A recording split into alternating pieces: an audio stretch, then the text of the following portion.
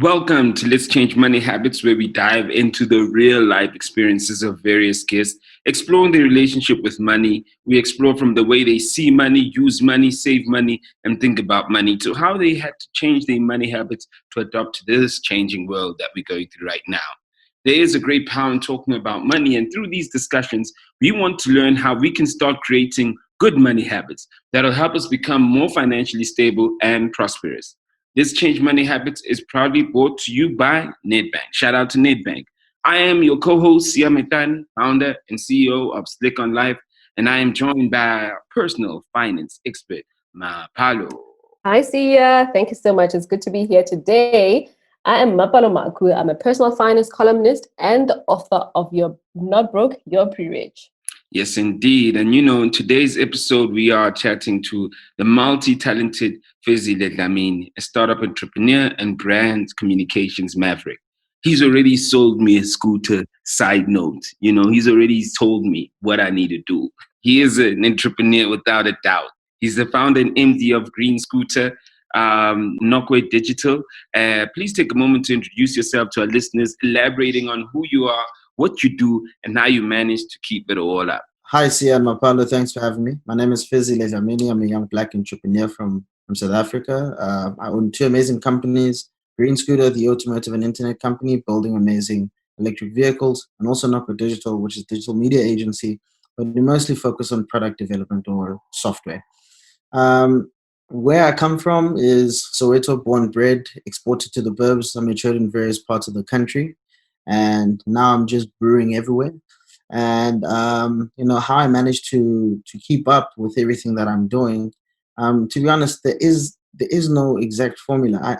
I wish I had one, but I always try to give in as many hours as possible. I find myself spending at least 20 hours a day awake, putting in and applying all that I can in all of my activities. So yeah, there's no formula. You just create the magic as you roll with the punches. I love that intro. Thank you so much, Fezile, for joining us. So let's get to talk about money, right? And often our habits are inherited from our parents and those closest to us. Can you talk us through some of the money habits that you've inherited from your parents and your surrounding community? The first one is obviously from my grandmother. She's taught me to stretch every single penny. I admire her for the fact that all of the kids went to good schools during apartheid. At a time where they weren't earning much. She wasn't earning much. She was a government employee, but she always prioritized putting her kids first. And principles like that, and understanding how she stretched every single penny, learning how to buy bulk, knowing where to buy, always looking for a steal, is where I learned my money habits. But obviously, over time, as you grow, you start making a whole lot more money than you've imagined. So there becomes, you start being interested in terms of how can I have my money work for me. And I've also taught myself, with everything that I've done in all of my businesses and my personal life, I've taught myself every single bit of skill that I have. So with knowing where to buy your ETFs, your ETNs, knowing how to invest money, there's also just been a lot of self-start along the way. Because you did learn everything from your grandmother, as you say, when did you consciously start making those decisions to kind of build the habits of taking care of your money as a young professional? What's a great thing, Sia, is that as ukula, as a guy, you just wanna have a lot of things. So like how when you grow up, one of the things that you do is udlala ngitina, So modlala ngitina, you admire, you take your brick, you break it into a matenda or a sedan or etc. And those are the things for me that as usakhula ufuna nje yonke into. So that millions million, I'm gonna go all out, buy this, buy that. But when you have the money, it becomes a different story. Or even when you get out of varsity. So for me, a lot of things that I'd wanted, which I call fire and desire, and which I actually consumed as an individual started happening throughout high school. I started my first business, which I was doing graphic designing for a particular restaurant. Moving forward, I got into varsity. Started selling T-shirts when I was in Rhodes. I was in Grahamstown. I was studying law. I thought I was going to be a lawyer. Look where I am now. Fast forward, I had to learn how to flip my money, and just by watching a lot of movies, just by reading a lot, and just seeing what your peers' parents are doing. That's where a lot of things for me started. Well, have been changing without me changing them intentionally. It's like COVID. COVID, for one, did not produce innovative CEOs. COVID coerced innovation within those company structures.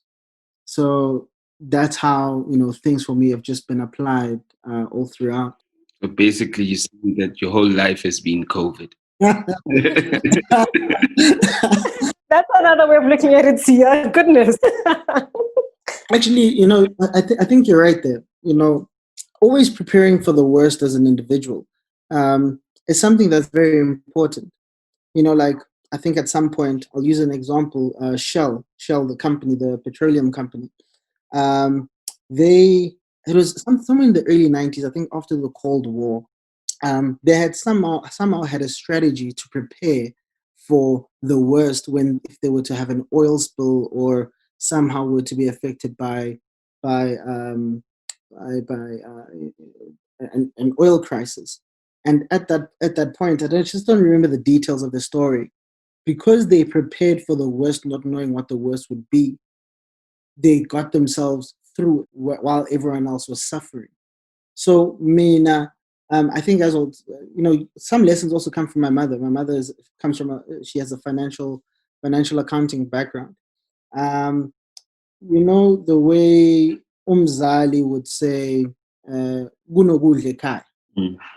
You want something, you've seen the 100 rand in a purse, and she's like, nah. So those type of things for me that also just molded my thinking with spending money. So you could say, "Guti ngungami." Yeah. So, Fezile, we have a different view every season of our life. So from a student to a professional, we have a different view of what financial freedom means. How has your view evolved over the past couple of years from a student to an entrepreneur? From a student, I knew early on when I was at Rhodes that my parents weren't giving me enough money, and I wanted to enjoy my varsity years. So I knew that the only way I could do it is by liberating myself and self-starting something. I've always known, and as much as I don't come from the most privileged of backgrounds, but angaze ngashota in billion. It's just knowing that as a person, your life is literally in your hands. Nobody owes you anything. If you want to buy yourself the latest pair of Air Forces, don't rely on someone else to do it for you. So it's literally that. You could say that's probably one of my core principles, or one of my core pillars as an individual, was always just waking up and doing it myself. Realizing that if I want to go out with friends the next weekend, I need to sell at least 10 T-shirts so I can have a little bit of profit and so I can spend a little. Like I think my first job, informal job, I was a BlackBerry ambassador, for example. It was realizing during that time that I'm studying strategic corporate communications. Let me just do something that will match what I'm trying to achieve. At some point in my life, I wanted to be a chief marketing officer of something. As I went along, throughout that entire journey, I was getting paid about 800 Rand to 1,000 Rand a month in a Santon gift card voucher. And what would happen is my friends would ask me, why are you doing this if you aren't getting paid like real money? And I would tell people that the most important thing is skill, because if you want to make money at some point, you need to take that skill and convert it into money. And it's those principles that I've created for myself, looking at my grandparents, looking at my mother along the way, which I've just applied in my life. I don't know if I've answered you there, Mapalo. You absolutely have. And for me, it sounds like just from your upbringing, there's quite a lot of principles that you've learned. And I love the fact that, you say, for you to consume, you need to produce first, right? Let's talk about social media, because social media is a big one. How do you think social media impacts our relationship with money? Maybe give us a little bit light into how it impacts your finances. Social media doesn't impact my finances. Like, I've always learned to stay in my lane. But it's tough in this day and age because a lot of people are trying to fit in. A lot of people are trying to afford what they can't. People are trying to buy things that they eventually have to sell. So social media for me in that regard has never impacted on my life. But in this day and age, I just have taken social media and I've used it to brand myself as an individual. So, like, I remember a few years ago, I wrote a research proposal, which was literally about how Jay-Z transformed his personal brand using digital communication tools and neuroscience as an approach. The learnings that I took from there helped me position myself better as a personal brand and as a business. So, just staying in your lane is the best thing you could ever do for yourself. Societal pressures, like if people understood that if the minimum wage in South Africa is 3.5, I mean, why would you find the need to spend 3.5 a week on a date night, for example? There's just things that we just need to try and steer clear from. We don't have to try and fit in. Just learn to do you as an individual. That makes me wonder, like, you say a lot from things that you've learned at home, with your grandmother, with your mother, through the jobs that you were doing. But there's also a financial archetype quiz. And Nedbank has one which was designed by Dr. Tepiso Matenji. And then the intention of that quiz is to help you discover the archetype behind your unconscious money habits and behavior. What money archetype are you? According to the quiz, I'm 100% mattress banker, and I'm also 78% the penny pincher. But the funny thing is that, like, sharp, I see that, but I also, like, I enjoy luxury, But the one principle that I took is that if I can't afford it twice, I can't afford it. Like, it's nice spending money, It's just that we have to be very smart about it. Like, one of the greatest things that I just eventually did for myself was, I remember my first bank account was in 1997. My grandmother opened a bank account for me with a bunch of coins, which were served in, were stored in it was a big can. I think it was a biscuit can, but it was quite big. And that money stayed in that account from 97. And we eventually forgot about the account until something made me remember. And I went and I accessed it back in 2000 and probably 12, 13. And, it's, I eventually took the decision as an individual that my money, I don't believe in, like, housing it in one space. As the mattress banker, I actually still do have a money box. So what rappers would say, a Nike box with all this cash. I do have that, but it's not a Nike box. In case anyone's trying to break into my place, it's not a Nike. It's not a Nike box. So I have that where yonki changing in nayo. I always throw something in there. Money that I like forgetting about. That's where, like, a lot of my saving habits actually probably started there. Was taking money, putting it in a place where you can easily forget about it. If you don't have it on hand, don't buy something you can't afford. For example, within the bank, I started playing around with. Also, as a mattress banker, buying, having a TC, what is it? Tax-free savings account. Yes, TFSA. Yeah. Having a tax-free savings account, knowing how to work that. If you have a bulk of money that you're not going to use for a long time, take it, throw it in there. A savings account, have that, stash your money in there. Then there's another type of savings account where like whenever you swipe, like let's say there's a couple of odd cents, always save those cents as well. You know, yeah, I probably have a lot of savings accounts. I wouldn't say I know the total value of money that's in there, but I've saved a lot, and I think I formally started investing and buying stocks such as ETFs, ETNs, and also dollar, like trading with Wall Street, some Wall Street Yeah. companies. I've by investing early and saving a bulk load of the money, I've made a lot from interest. So it's just understanding those things. Like sometimes, Nakona, you want to spend that extra 20K on a pair of Gucci's, but sometimes just take the 20K and, buy some Tesla shares, for example. Okay, so a month ago you tweeted, right? Flipping between roles, here's to productive 20-hour days. I still don't know how I do it all, right? So there's clearly blurred lines between your personal life and business life, especially right now because of the pandemic, right? So how do you manage flipping the roles between the two from a financial perspective? Yeah, I think just going back, like I can't separate the two.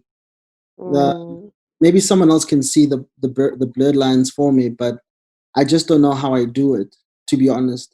Like I literally function on at least 4 to 5 hours of sleep a day. I literally do work 20-hour days, and just like my money, I try to do as much as I can to get something out of every single activity that I do. So as much as it's about saving and investing, it's also about finding new, I won't say side hustles, but other revenue streams. Yeah. That's how I can define that or answer that particular question. I just don't know how I do it, but every single day I find a different way of doing things. While we're on that, I've now gotten into like a restaurant like business where we're selling amakota. I'm also now in that, and I'm always trying to find ways of increasing our revenues. Like I literally do a lot. So hence my social life doesn't exist. Yeah, just put that out there. I think that also just to go back a bit, also maybe just define what a penny pinch and a mattress investor is. Since Uyenzi isn't Disney, awulali, so mattress wago. Can you explain that for us? So my from a penny pincher perspective, it's just not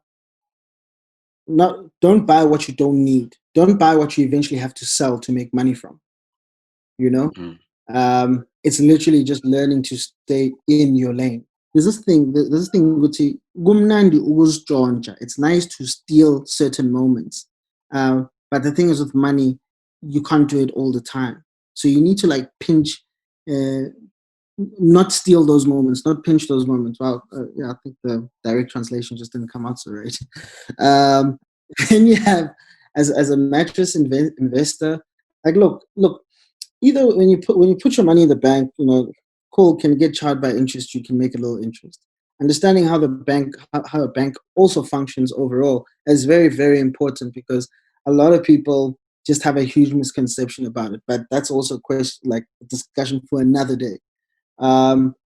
If you can put money, if at the end of the day you have 5, 6 rand, 7 rand in your pocket, take it, put it in a small bottle. You may not see it now, but if you put enough money in that bottle, you'll see the results after 12 months. Like I've once saved 13,000 rand in 5 rand and 10 rand notes, just stashing it away to grow your relationship with the mattress. Also build a relationship with your banker. Like that's the greatest thing I ever did for myself, because they could best advise me as well where to and how to and why. A lot of people don't get it because they just feel that, no, I know everything about my money. So I hope that part of those two parts of those questions have also been answered. The relationship with the mentor has also build a relationship with your banker. Like that's the greatest thing I ever did for myself, because they could best advise me as well where to and how to and why. A lot of people don't get it because they just feel that no, I know everything about my money. So I hope that part of those two parts of those questions have also been answered. What do you think is the difference between your money habits? Because you've also said that there's no lines between personal life and business life. But with money habits, when it comes to you as an individual, also in a CEO of your businesses, how does money flow in that regard? And then I think maybe to take it further, is it almost like with the money you have, is it your business's money from a business perspective, or is it your money? I mean, how do you literally how do you define it? Do you have a separate account? Do you have a business account that you pay yourself a salary from there, or it's all mixed up, like everything is just put together, you don't know what's going on, or there are clear lines to say, okay, this is my personal account and this is what I will spend from and invest from, and this is my business account where I will invoice and get money from. Look, I obviously separate the monies, right? Um, I pay myself a salary, and somehow my money becomes the business's money. Green Scooter, I've probably bootstrapped about over 1.4 million, just investing in it, literally taking every single penny that I have to make sure that, the lights stay on. With my business money, it's not my money. And I think that's a mistake a lot of young people make, or young business owners, just separating things like that for me has become my method to my madness. Um, Knowing when to when to want and when to need has also been a very, very important thing, throughout this entire journey of just managing my money or my business's money. So I think that's how I've just separated everything. I hope I've answered you, Sia. Yeah, yeah, it's clear. But how has the pandemic affected your business also at this time?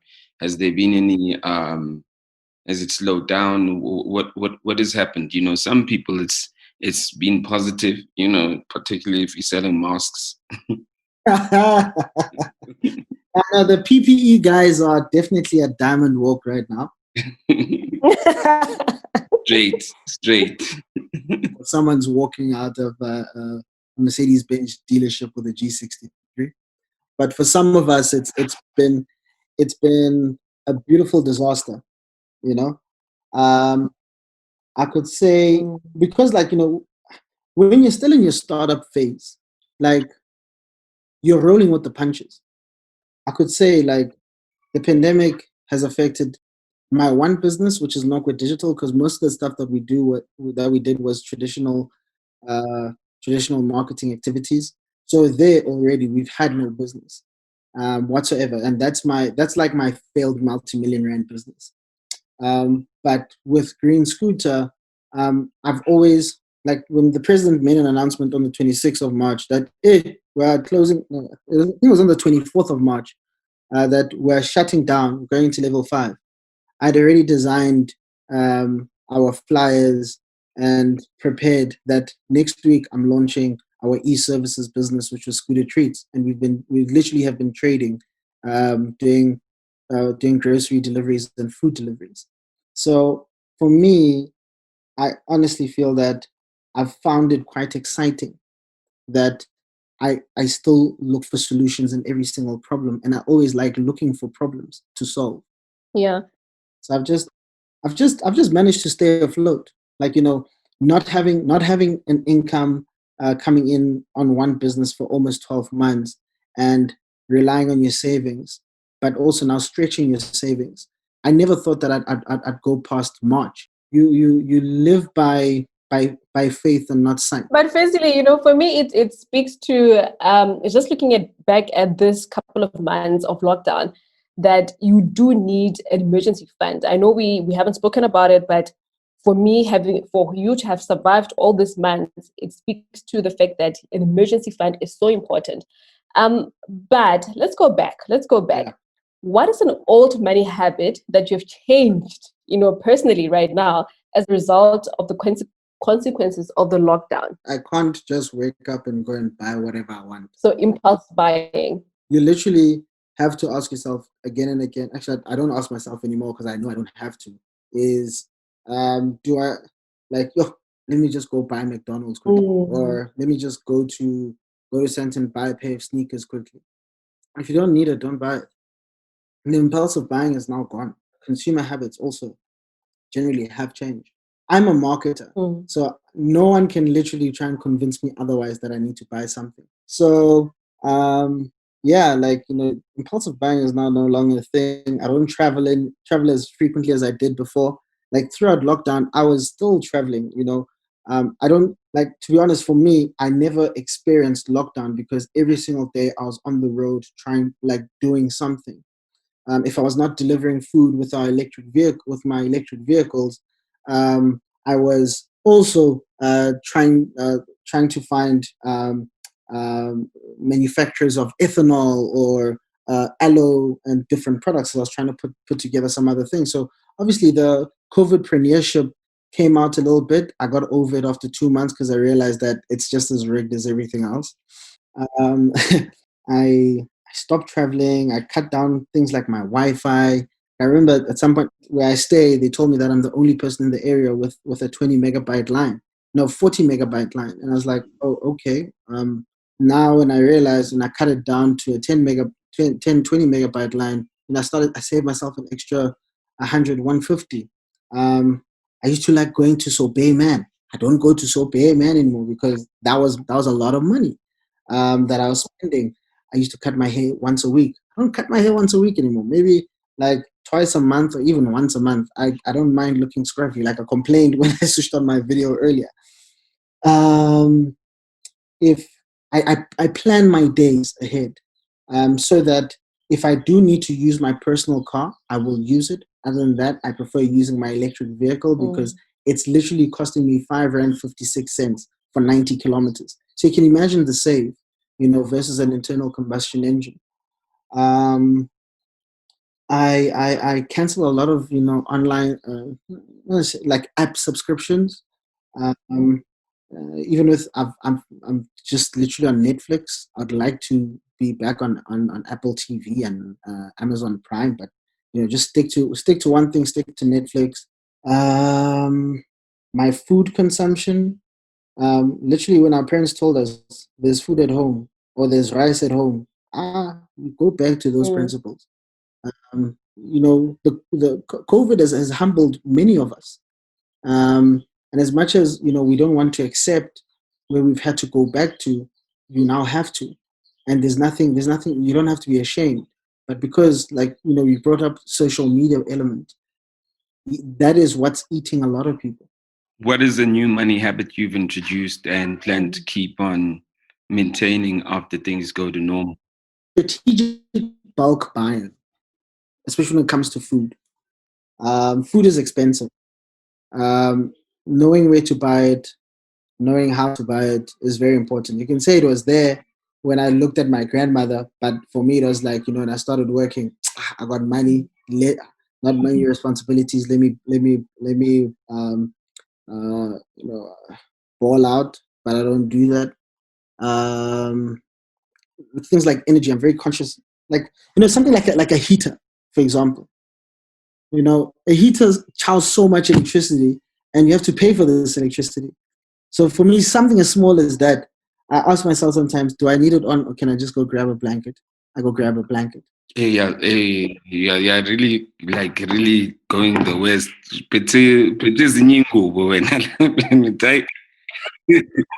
Just like you, yeah. Just like you. Okay, sure. Me, I was just aligning with the look of the CI, with Nedbank, with yours. I'm a team player, guys. You know what I mean? Like the rest of us. But you know what? For me, really, Fezile, it sounds like you are being very conscious of how you spend your money, where you spend your money. And really, for me, it speaks to what Nedbank is trying to do. Remember, they have these videos where Max also said, you know what, now he's bulk buying. And those are the things I think the pandemic has introduced to us, that, you know what, just be a bit more conscious. So now if you could go back and, you know, if you knew that the pandemic was coming, what are some of the measures you would have put in place to ensure that you are better prepared financially? I probably would have bought a lot of PPE and sanitizer. That would be all of us. I feel like, you know, with my life, the way I've just been living it is I've always been very cautious. You know, you have that a little bit of worrisome of not having, but then you worry about having. I don't know if that makes sense. So to prepare myself from an investment perspective, I would have not. I would have actually thrown more money in the stocks that I have, especially with my US stocks. I would have thrown a lot of money. Actually, I probably would have thrown all my savings, because the performance of the certain shares and that I have literally, you know, skyrocketed, and that's because of the result of the dollar, you know, gaining a lot of strength. So I probably would have done that. That would have literally allowed me to carry. I could have been able. I would have been able to carry myself for 2 years without needing to work. And I say that because there's a certain stock that I have, which is like, you know, my Tesla stocks, where if you look at the price of Tesla back in 2018 and the price of it now, if you invested about $10,000 back in 2018, right now you'd be sitting with about $56,000. You know, and trust me, $56,000, you're good for 2 to 3 years. Actually, even 4 years if you stretch it, and you want to live comfortably. So I would have invested more in things that I knew today. Oh. Well, we here though. Be here, and you're gonna get through anyway. You don't need those Tesla stocks to get through it. You the way you speaking, you're gonna be alright. Straight up. Sounds like that's just one of the things you missed. You just missed that. It ain't a thing, but like you ain't missing everything else. And with that being said, Fezile, it's been very inspiring listening to you, especially just like your attention to money and just like managing it and growing it. And I want to thank you. We want to thank you for joining us, and just sharing your personal journey. We want to also thank Nedbank for creating this platform, and to all the listeners for lending your ears to this important conversation around money. Be sure to visit the website www.nedbankmoneysecrets.co.za /let's change money habits. And for more content around understanding your relationship with money and ideas on how to start creating good money habits, go to that platform. Continue the conversation with us on social media with the hashtag Let's Change Money Habits, and tag at Nedbank on your posts. And shout out to Fezile. You've got an amazing story, and really I need to consider these electronic bikes, cars, whatever you call them. I need to consider them. And with that being said, I think that I'd like to maybe be your partner and sell the blankets for those guys who are going to get cold. So when you buy it, you get a blanket also. Let's go. Come on now. More, man. I'm open to conversation. Let's chat. Thank you so much, Fezile, for joining us. It was incredible having a chat with you. I think, you know what, at the age of 29, you are one of the most prudent people I have spoken to about money, especially as a guy. Let's be honest. So thank you so much for joining us today. Thank you very much for having me, guys. I think the most important message to put through to the youth is that don't be afraid of failure. And don't worry, abantu bazothini. That's literally it.